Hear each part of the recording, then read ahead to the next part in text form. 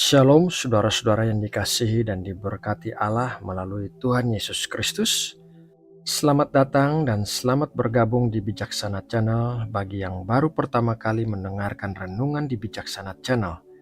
Doa kami adalah kita semua bisa bertumbuh bersama dalam pengenalan yang lebih dalam lagi mengenai Allah dan kita semua diberkati dengan hikmat pengertian saat belajar kebenaran firman Tuhan. Baiklah saudaraku, mari kita segera memulai saat teduh hari ini. Mari kita mempersiapkan hati kita dalam doa dan ucapan syukur. Tuhan Allah kami yang kami sembah di dalam nama Tuhan Yesus Kristus, kami datang dengan kerendahan hati dan ucapan syukur atas segala kasih karunia dan kebaikan-Mu yang kami terima di sepanjang hidup kami. Terima kasih ya Tuhan, karena Engkau begitu mengasihi kami.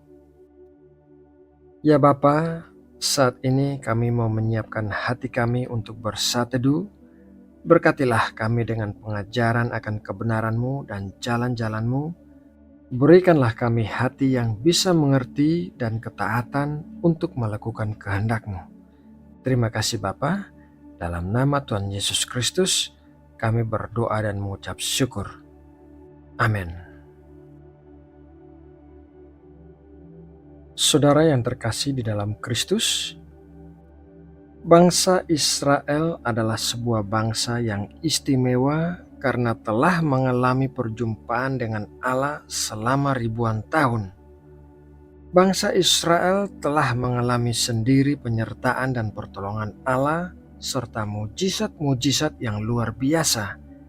Namun demikian, seringkali bangsa Israel kehilangan fokusnya kepada Allah sehingga harus berkali-kali disadarkan kembali untuk mengarahkan fokusnya kepada Allah. Seperti halnya bangsa Israel sering kehilangan fokusnya kepada Allah, demikian juga kita sering kehilangan fokus kita kepada Allah. Beberapa hal yang bisa menjadi penyebabnya adalah penyebab yang pertama yaitu kesenangan duniawi. Matius 19 ayat 23-24, Yesus berkata kepada murid-muridnya, "Aku berkata kepadamu, sesungguhnya sukar sekali bagi seorang kaya untuk masuk ke dalam kerajaan sorga. Sekali lagi aku berkata kepadamu, lebih mudah seekor unta masuk melalui lubang jarum daripada seorang kaya masuk ke dalam kerajaan Allah." Hal-hal yang menyenangkan secara duniawi seperti harta, kekuasaan, dan kenikmatan materi dapat memikat perhatian seseorang dan menjauhkannya dari Allah dan hal-hal yang rohani. Penyebab yang kedua yaitu tekanan sosial. Di dalam Galatia 1 ayat 10 dikatakan demikian, "Jadi bagaimana sekarang? Adakah ku cari kesukaan manusia atau kesukaan Allah? Adakah ku coba berkenan kepada manusia? Sekiranya aku masih mau mencoba berkenan kepada manusia, maka aku bukanlah hamba Kristus." Lingkungan sosial yang tidak mendukung kehidupan rohani dapat mempengaruhi seseorang untuk lebih berfokus kepada nilai-nilai duniawi. Tekanan dari teman, keluarga, atau budaya yang lebih menekankan pada kesuksesan materi dan pengakuan duniawi dapat menjadi faktor besar yang mengalihkan seseorang dari fokusnya kepada Allah.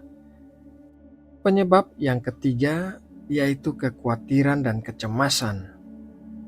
Matius 6 ayat 25, "Karena itu aku berkata kepadamu, janganlah khawatir akan hidupmu, akan apa yang hendak kamu makan atau minum, dan janganlah khawatir pula akan tubuhmu, akan apa yang hendak kamu pakai. Bukankah hidup itu lebih penting daripada makanan, dan tubuh itu lebih penting daripada pakaian?" Kekhawatiran tentang kebutuhan sehari-hari seperti pekerjaan, keuangan, dan masa depan bisa membuat seseorang lebih fokus pada solusi duniawi daripada mengandalkan Tuhan.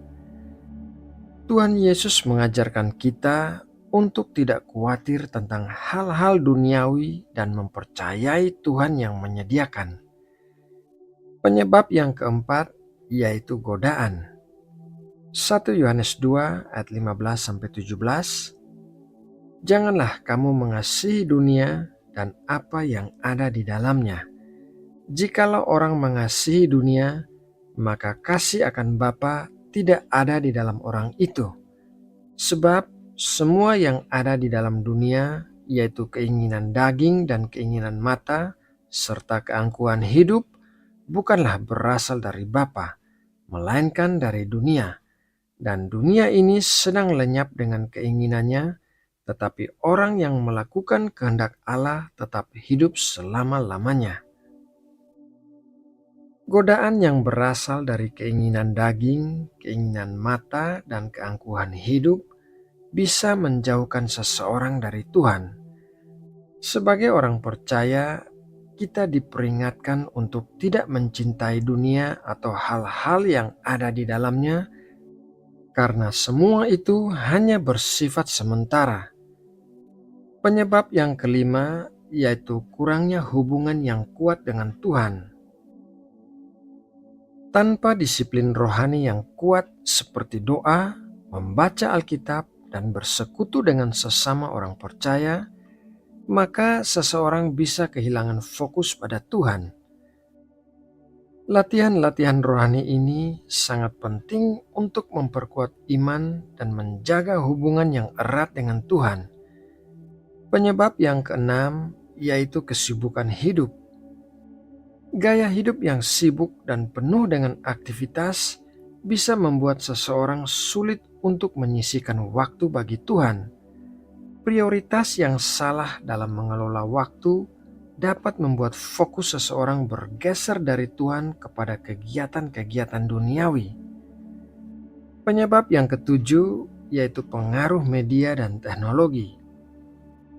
Media dan teknologi modern seringkali mempromosikan nilai-nilai yang bertentangan dengan ajaran Kristen, dan penggunaan media sosial yang berlebihan bisa mengalihkan perhatian seseorang dari hal-hal yang bersifat rohani.